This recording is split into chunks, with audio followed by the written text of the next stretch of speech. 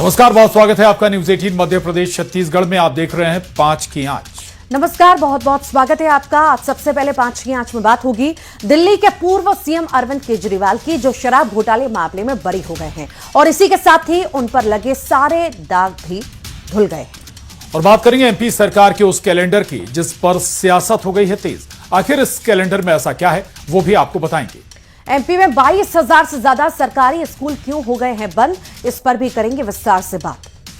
और एक कबाड़ी के सिलेंडर ने पूरे इलाके में अफरा तफरी मचा दी। आखिर क्या था उस सिलेंडर में जिसने मचाया हड़कंप। और बात प्रदेश में रेत माफियाओं के बेखौफ हौसले की करेंगे, लेकिन अब इस पर नकेल कसी जा रही है। आखिर प्रशासन की नकेल का कितना दिख रहा है असर, ये भी आपको बताएंगे।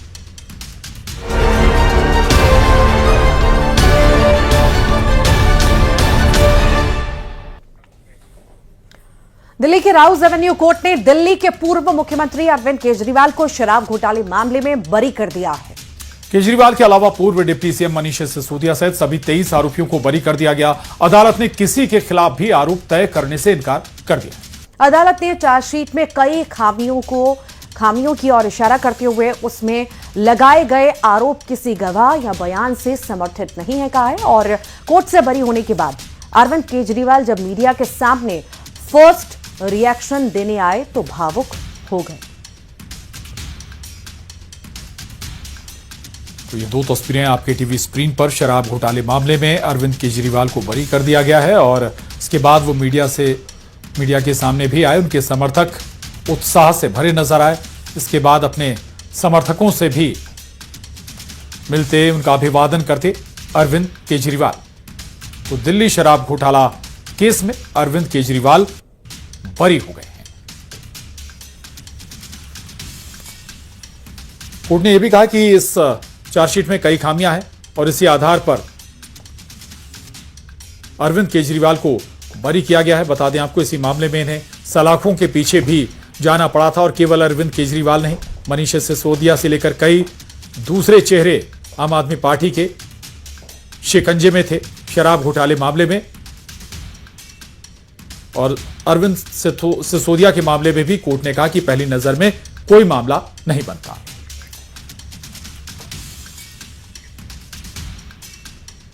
और कोर्ट से बरी होने के बाद दिल्ली के पूर्व मुख्यमंत्री केजरीवाल रो पड़े। केजरीवाल का भावुक होना स्वाभाविक भी है। उधर आम आदमी पार्टी के नेताओं और कार्यकर्ताओं ने मिठाई बांटकर जश्न मनाया। 3 तस्वीरें आपके सामने। बरी होते ही रो पड़े केजरीवाल। फिर आप देखिए, आप पार्टी के कार्यकर्ता मिठाई बांटते नजर आए। नेताओं में जश्न का माहौल रहा।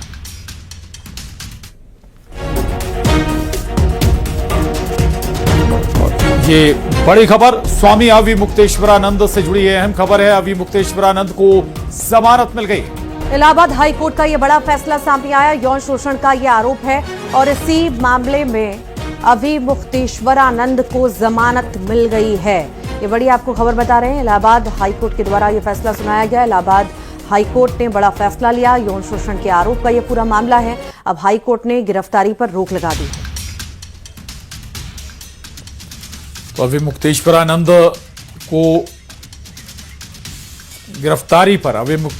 की गिरफ्तारी पर रोक लगाई गई है। बता दें आपको, उन पर बेहद गंभीर आरोप हैं।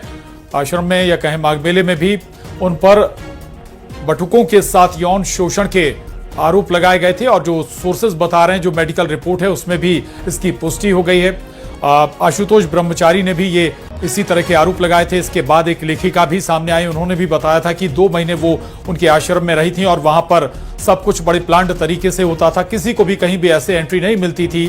और अविमुक्तेश्वरानंद को लेकर भी लेखिका ने कई बयान दिए थे। बताया था कि जो अविमुक्तेश्वरानंद हैं वो अपनी सखी के साथ सोते हैं। अशरफ काजमी, न्यूज 18 संवाददाता हमारे साथ जुड़ गए हैं। अशरफ, गिरफ्तारी पर रोक लगाई गई है अविमुक्तेश्वरानंद की, क्या कहा कोर्ट ने और इस पर? देखिए, आप कोर्ट की तरफ से साफ होगी कि जब तक अब अगली सुनवाई नहीं होगी तब तक इनको राहत है। अविमुक्तेश्वरानंद को, शंकराचार्य को तब तक राहत दी है। सिर्फ गिरफ्तारी पर रोक लगाई गई है और वो सिर्फ तब तक जब तक अगली सुनवाई न हो। अगली सुनवाई कब होती है, कितने समय में होती है, वो थोड़ा सा वो है।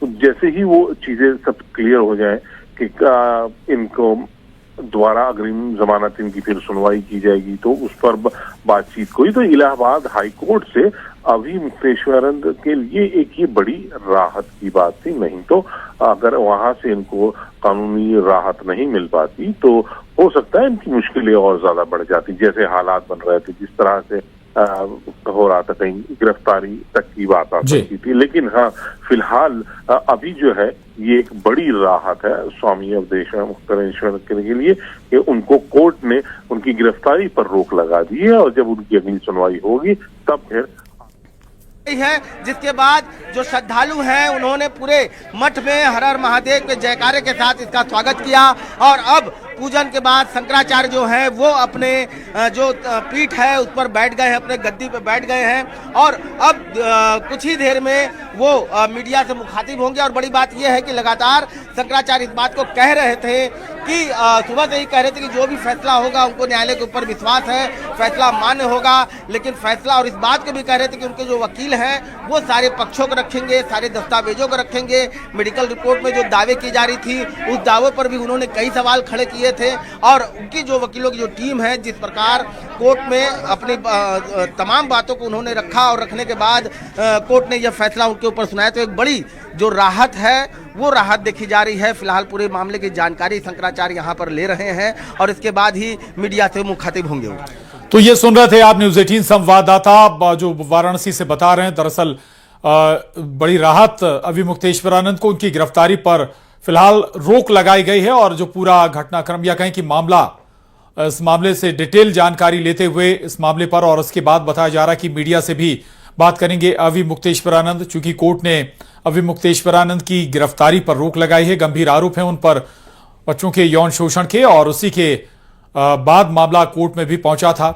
हालांकि फिलहाल फौरी राहत हम इसे कहें तो गलत नहीं होगा, चूंकि गिरफ्तारी पर महज रोक लगी है और अभी इस पर कोर्ट में मामला लंबा चल सकता है। हालांकि आरोप प्रत्यारोपों का दौर जरूर चलता रहा। आशुतोष जो कि ब्रह्मचारी, उन्होंने कई गंभीर आरोप लगाए थे। हालांकि उन पर भी अभी मुक्तेश्वरानंद ने हिस्ट्री शीटर होने का आरोप लगाया था और अभी तस्वीर देख रहे हैं आप, फोन के जरिए पूरी जानकारी डिटेल हासिल करते हुए अभी मुक्तेश्वरानंद आखिर इस मामले में उन्हें क्या हासिल हुआ है, क्या राहत मिली है।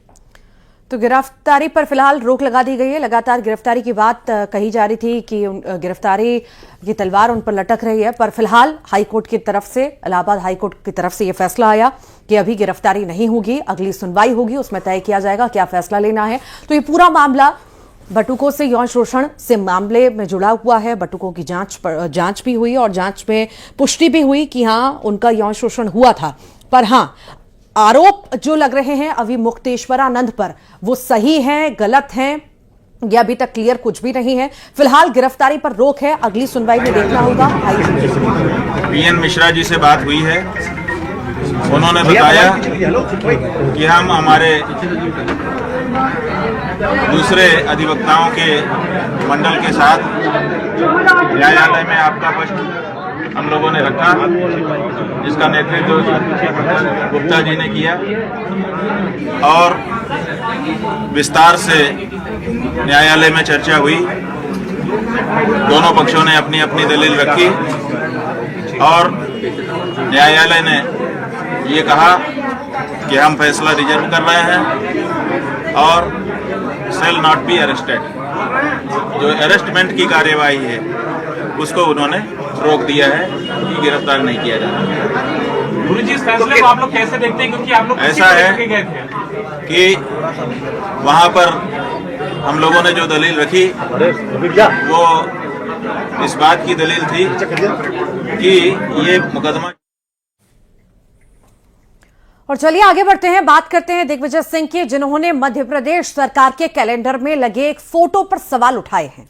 दिग्विजय सिंह ने कैलेंडर के ऊपर छपी हिरण की फोटो पर कहा कि ये हिरण एमपी क्या पूरे देश में नहीं मिलते हैं। सरकारी कैलेंडर में छापी गई हिरण की तस्वीर को दिग्विजय सिंह ने अम्पाला बताया है, जो अफ्रीका में पाया जाता है। उधर अब इस पर सियासत भी शुरू हो गई है। बीजेपी का आरोप है कि मूल बातों पर कांग्रेसियों का कोई ध्यान नहीं है और बुराई करने